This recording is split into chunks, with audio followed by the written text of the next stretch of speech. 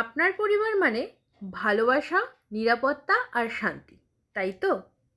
কিন্তু সবসময় কি তাই হয়? কখনো কখনো এই পরিবারে এমন কিছু আত্মীয়রা থাকে যারা ভালোবাসার ছলে আপনার আত্মবিশ্বাসকে ভেঙে দিচ্ছে, আপনার সাফল্যকে ঈর্ষা করছে এবং আপনাকে ছোট করে দেখতে দুবারও ভাবছে না। এদেরকে কি বলা হয় জানেন? Toxic relative. এদের জীবনে সুখী আসে অন্যের কষ্ট দেখে। তাদের আনন্দ হয় যখন কেউ আপনাকে দোষারোপ করে। তারা হাসে যখন আপনার স্বপ্ন ভাঙে। আসলে এরা নিজেরাই ভেতর থেকে ভাঙা, তাই আপনাকে ভাঙতে দেখে ভীষণ খুশি হয়, আর তাই আপনাকে বারবার আঘাত করে ভেঙে দিয়ে যায়। তাদের জীবনই চলে প্রতিযোগিতা করে আর তুলনা করে।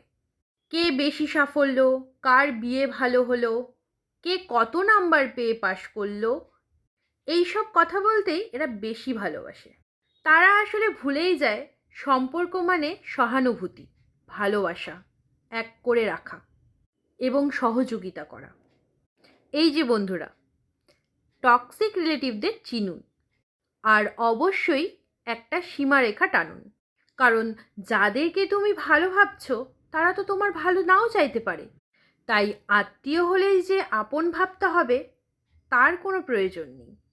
নিজের মানসিক শান্তির জন্য কখনো কখনো এদের থেকে দূরে থাকাই ভালো।